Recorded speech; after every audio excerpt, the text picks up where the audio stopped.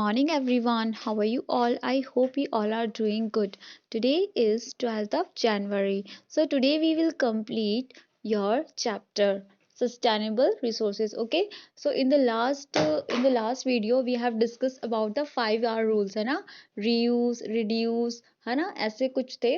ठीक है, रिफ्यूज ऐसा था ना. तो अभी उसके नेक्स्ट लास्ट जो 2R बचे हैं उनका मीन समझते हैं. ओके, सो repurposes का मतलब होता है this mean when a product can no more be use for the original purpose.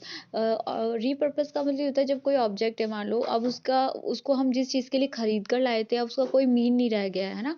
मतलब वो यूज़ तो कर ली गई, अब उसमें से कुछ बचा होगा. So think carefully and use it some other useful purpose. तो आपको बहुत ध्यान से उसके बारे में सोचना चाहिए और उसका यूज़ किसी और काम के लिए करना चाहिए. जैसे कि cracked crockery or cups with a broken handle can be used to grow small plants and feeding vessel for the birds. जैसे कि मान लो ऐसे मतलब क्रॉकरी कोई टूट जाती है या फिर जैसे किसी किसी बर्तन के हैंडल्स चले जाते हैं, तो ऐसा नहीं हाँ भाई बर्तन के हैंडल टूट गए तो उसको फेंक दें, नहीं.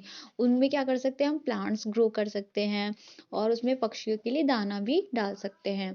ठीक है, तो ये होता है रीपर्पस का मतलब होता है कोई भी चीज़ आपने यूज़ कर ली तो उसको, जैसे अभी बर्तन है तो बर्तन का यूज़ हम कहाँ कर रहे थे, ऑब्वियसली बात है खाना बनाने में, टी प्रिपेयर करने में, कॉफ़ी प्रिपेयर करने में. तो मान लो उसका हैंडल टूट जाता है, वो ख़राब हो जाता है, तो उसमें फिर आप प्रिपेयर नहीं कर सकते हो ना उसको, टी वगैरह को. तो है ना, आपको क्या करना है, उसमें प्लांट्स उगा सकते हो, उसमें बर्ड्स के लिए खाना भी डाल सकते हैं. रिसाइकल का मतलब है this mean that you collect plastic, paper, glass and metal item and recycle these material to make required things. Okay, so plastic, paper, glass, metal item and the recycle these material to make required things instead of synthesizing or extracting fresh plastic, paper, glass और metal. कि जैसे ये जो चीज़ें होती है जैसे plastic, paper हो गया, ग्लास हो गया, मेटल आइटम्स हो गए, तो क्या होता है कि ये एक बार हम यूज़ कर लेते हैं और मान लीजिए चीज़ ख़राब हो गई तो हम क्या कर सकते हैं, प्लास्टिक को वापस उसको फ्रेशली क्या बना सकते हैं हम, उससे न्यू वाला प्लास्टिक बना सकते हैं. पेपर से जो पेपर खराब है उसे वापस न्यू वाला पेपर बना सकते हैं. ठीक है, तो ऐसा नहीं कि किसी चीज़ को हमने यूज़ कर लिया तो उसको फेंक दिया, नहीं, उसको वापस आपको क्या करना है, रिसाइकल करके उसको नई चीज़ बनानी है. ठीक है, तो रीयूज और रिसाइकल में डिफरेंस है. देखो, रीयूज का मतलब होता है कोई भी चीज़ आपने यूज़ की तो वापस उसको किसी चीज़ के लिए यूज़ करना. रिसाइकल का मतलब होता है जो चीज़ आपने यूज़ कर ली उसको एक नई चीज़ के अंदर कन्वर्ट करना. ठीक है, so in order to recycle जब हम करते हैं तो we need to segregate our waste so that material can be recycled is not dumped along the other waste. जब हम इन मटेरियल्स को क्या करना चाहते हैं, सिंथेसाइज करना चाहते हैं या फिर उनसे कोई नई चीज़ बनाना चाहते हैं तो हमें वेस्ट के साथ उसको मिलाना नहीं चाहिए, कचरे के साथ उसको मिला दिया, उसको अलग से रखना चाहिए. Does your village, town, city have a mechanism in place of recycling these materials. क्या आपके घर, गांव वगैरह में ऐसी कोई जगह है जहाँ पे ऐसे रिसाइकलिंग होता है. Even while making every day choices, मान लो कोई रोजाना हम कोई काम वगैरह करते हैं, we can make environment friendly decisions, हम एनवायरमेंट फ्रेंडली डिसीजंस भी ले सकते हैं.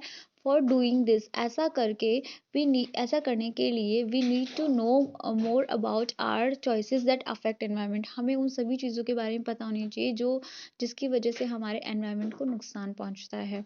दीज इफेक्ट्स में बी इमीडिएट और लॉन्ग टर्म और लॉन्ग रनिंग. ये जो इफेक्ट्स होते हैं वो इमीडिएट भी आपको दिखाई दे सकते हैं और लॉन्ग टर्म में भी दिखाई दे सकते हैं. The concept of sustainable development encourages from the growth that meet current basic human needs while preserving the resource for the needs of future generations. कि ये जो sustainable development का काम होता है इस वजह से क्या होता है, इस वजह से क्या होता है, ग्रोथ होती है. किसकी ग्रोथ होती है, ह्यूमन बेसिक नीड्स की ग्रोथ होती है. और while the preserving the resources, और अगर हम रिसोर्सेज को बचा कर रखते हैं तो उससे क्या होता है, फ्यूचर में आने वाली जनरेशन की जो है ज़रूरतें वो पूरी होगी. अगर कोई रिसोर्सेज है आज हम यूज़ कर रहे हैं, मान लो आप वाटर यूज़ कर रहे हो, ठीक है, अगर आप उसको एक्सेसिव अमाउंट में यूज़ करोगे तो आने वाले टाइम में जो पानी आपको मिलेगा वो प्योर नहीं होगा, हमारे आने वाली जनरेशन को जो पानी मिलेगा वो प्योर नहीं होगा. तो इसके लिए हमें उनको सेव करना चाहिए और उसको पल्यूट नहीं करना चाहिए. Economical development is link to the environmental conservation. Economic जो डेवलपमेंट होता है वो इन्वायरमेंटल कंजर्वेशन से ही रिलेटेड है. जितना अच्छा एनवायरनमेंट होगा, इकोनॉमी जो होगी वो उतनी ही आगे जाएगी. दस sustainable development implies a change in all aspects of life. तो जो सस्टेनेबल डेवलपमेंट है वो थ्रू आउट द लाइफ जो होता है उसमें लाइफ में जो है वो अप्लाई होता है. It depends upon the willingness of the people to change their perceptions of socio-economic and environmental conditions around them. ये सब चीज़ें डिपेंड करती है कि वहाँ के आसपास में जो एरिया में जो लोग रह रहे हैं उनकी क्या इच्छा है कि हाँ वो सच में चाहते हैं कि इन रिसोर्सेज को बचा के रखा जाए. अगर वो सच में ऐसा चाहते हैं तभी आपका सोशल और इकोनॉमिक डेवलपमेंट दोनों ही हो सकता है. And the readiness of each individual to alter their present use of natural resources. और फिर क्या होगा, हर एक जो पर्सन है वो अपनी अपनी जिम्मेदारी मतलब अपनी अपनी महत्वपूर्ण भूमिका जो है निभाएगा. ठीक है. सो इस पैराग्राफ में आपने बेसिकली ये समझाने की कोशिश कर रहे हैं कि जब तक एक इंसान खुद नहीं समझेगा कि उसे इन रिसोर्सेज को बचाना चाहिए तो तब तक कुछ नहीं हो सकता. तब तक इसी तरीके से एनवायरमेंट पोल्यूशन होता रहेगा, इसी तरीके से रिसोर्सेज खत्म हो जाएंगे. एक दिन ऐसा आएगा तब. Why do we need to manage our resources. अच्छा, रिसोर्सेज को बचाने हमें क्यों बचाना चाहिए, तो इसका सिंपल सा आंसर है for the upcoming generation and for also for us. हमें खुद के लिए भी. ठीक है. Not just roads and buildings but all the things we use consume, food, cloth, book, toys, furniture, tools, vehicle, ये सब होते हैं.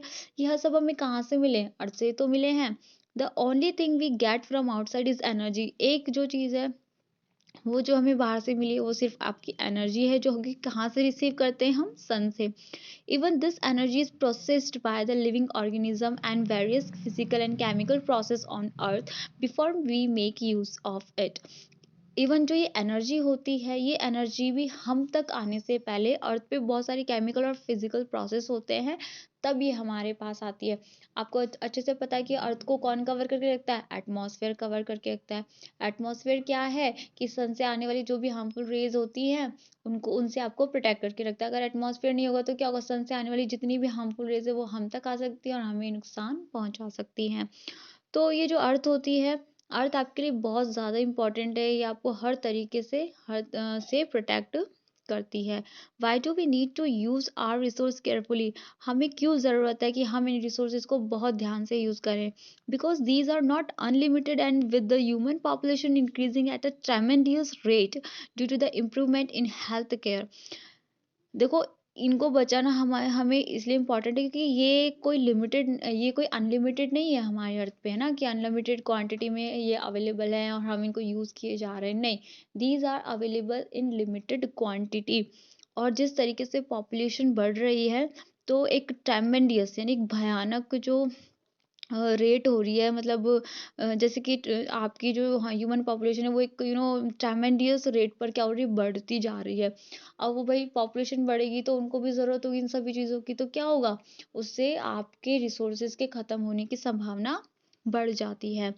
The management of natural resources require a long term perspective so that they these will last for the generation to come and will not merely to be exploited to the generation. देखो, ये natural resources का management आपके लिए बहुत ज़्यादा ज़रूरी है और वो इस तरीके से होना चाहिए कि वो लॉन्ग टर्म होना चाहिए. ऐसा नहीं हाँ वे हम आज से समझ गए कि हाँ रिसोर्सेज को तरीके से यूज़ करना चाहिए लेकिन कल फिर वही गलती कर रहे हैं, है ना, ऐसा नहीं है. आपको एक लॉन्ग लॉन्ग टर्म आइडिया जो है वो लेकर चलना होगा ताकि आपकी अपकमिंग जनरेशन्स को इन रिसोर्सेज की शॉर्टेज का फेस नहीं करना पड़े. Okay. So next to this topic we will discuss in next class. Today is your work that read this topic carefully. Okay. Thank you.